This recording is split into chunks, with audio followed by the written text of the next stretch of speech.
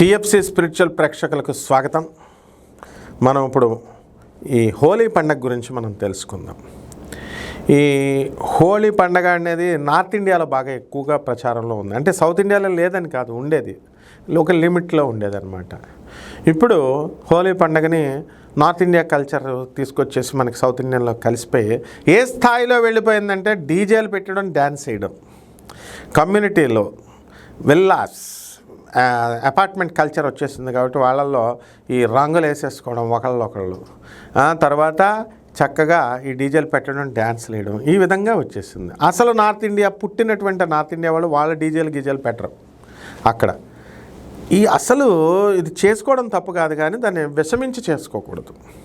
అసలు ఈ యొక్క హోలీ పండగ ప్రాశస్త్యం ఏమిటండి అంటే, ఆ రోజు రాధాకృష్ణులిద్దరూ కూడా డివైన్ డ్యాన్స్ అంటే రాసలీలలు చేస్తారు బృందావనంలో.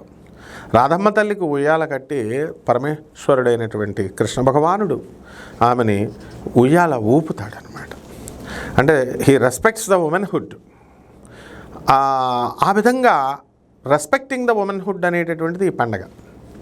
కాబట్టి ఆ రోజున చక్కగా ఇలాగా కర్రలు కట్టి ఒక ఉట్టి కింద కట్టి చక్కగా రంగులు నీళ్లు వేస్తూ ఆ ఉట్టి కృష్ణాష్టమి రోజున ఏ విధంగా అయితే మనం చేస్తామో ఆ విధంగా మనము ఈ యొక్క నార్త్లో ఈ విధంగా చేస్తారు. అలాగే రంగుల నీళ్లు ఒకళ్ళపైన ఒకళ్ళు జల్లుకుని ఆనందాన్ని వ్యక్తం చేసుకుంటూ ఉంటారు, ఒక్కొక్కళ్ళు తరుముకుంటూ. ఇట్లా అసలు హోళిక అనేటటువంటి ఒక రాక్షసి ఉంది.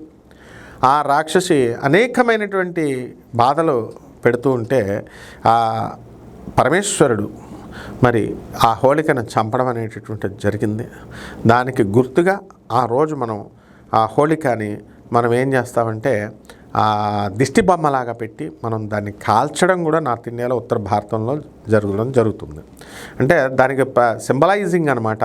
కేవలం ప్రతిదాన్ని కూడా ఏమైనా రాక్షసుడు అండి అప్పుడెప్పుడో చచ్చిపోయాడండి, ఆ రాక్షసుడు బొమ్మ పెట్టాలండి, గడ్డి బొమ్మ పెట్టాలని. గడ్డి బొమ్మ పెట్టడం ఎంతసేపు పెడతావు, అది కాదు అక్కడ అర్థం. గడ్డి బొమ్మ పెడతావు, అగ్గిపెట్టి పొల్ల పెట్టి కాల్చేస్తావు, పెట్రోల్ వేసేస్తావు, అది కాదు కదా. ఇక్కడేమిటంటే నీలో ఉన్నటువంటి చెడ్డ లక్షణాలని కాల్చాలి. అది చాలా కష్టం కదా. నీలో కామం ఉంది, ఆపుకుంటావా చెప్పు? పరస్త్రీలను చూడకుండా ఉండాలి, ఆపుతావా చెప్పు నువ్వు?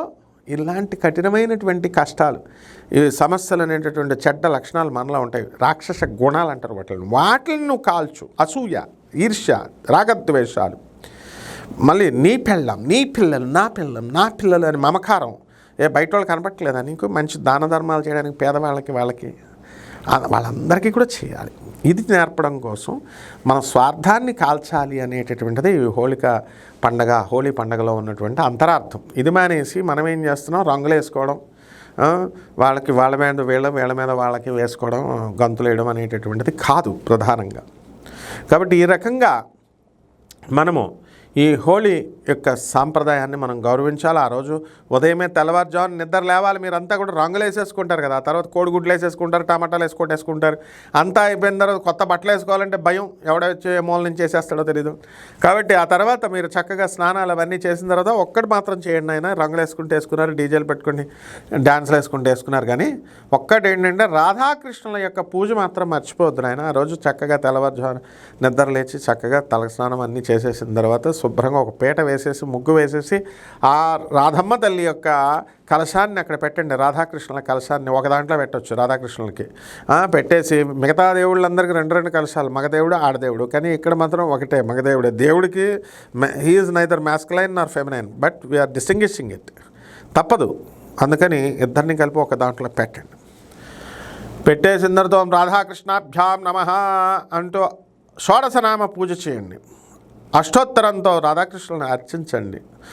ఆ తర్వాత ఏం చేస్తారు మీరు? చక్కగా ఓం నమో భగవతే వాసుదేవాయ, ఓం నమో భగవతే వాసుదేవాయ, ఓం నమో భగవతే వాసుదేవాయ, ఓం నమో భగవతే వాసుదేవాయ, ఓం నమో భగవతే వాసుదేవాయ, ఓం నమో భగవతే వాసుదేవాయ. ఇలా ఇంతకంటే మెలోడియస్గా పాడేసుకొని చక్కగా నైవేద్యాలు, పాయసాన్నాలు, తర్వాత దద్దోజనాలు, చక్కెర పొంగళ్ళు, ఇవన్నీ కూడా నైవేద్యాలు స్వామివారికి పెట్టేసి ఆ రోజున శ్రీకృష్ణుని యొక్క పాదాలు ఇంట్లో చక్కగా బొమ్మలు వేసుకొని ముగ్గులు వేసుకొని చేయండి, చూడండి, ఐశ్వర్యం మీ ఇంటికి వచ్చేస్తుంది, అందులో డౌటే లేదు. ఇదండి హోళికా పండగ యొక్క విశేషం. అంతేకాని డీజేలు క్యాబరే డ్యాన్సులలాగా డ్యాన్సులు దానికి పోటీ పడినట్టుగా డ్యాన్సులు ఈ మగపిల్లలు తెగ వేసేస్తున్నారు. వీళ్ళని చూసి ఆడవాళ్ళు కూడా మరి రెచ్చిపోతున్నారు. This is not our culture. So north Indian culture is very pious. So north Indian culture అంటే ఏమనుకుంటున్నారు, కేవలం వాళ్ళు వేసిన వాళ్ళంతా కూడా ఒక బ్యాలెన్స్ అనేది ఉంటుందన్నమాట. మనమే దాన్ని కొంచెం అతిగా చేసేస్తాం south Indians. Don't do that. Okay, ఈ విధంగా ముందు రాధాకృష్ణులు పూజ చేసుకుంటే ఆయన చూసుకుంటాడు మిమ్మల్ని ఎలా కరెక్ట్ చేయాలో. జాగ్రత్తగా చేసుకోండి. శుభమస్తు.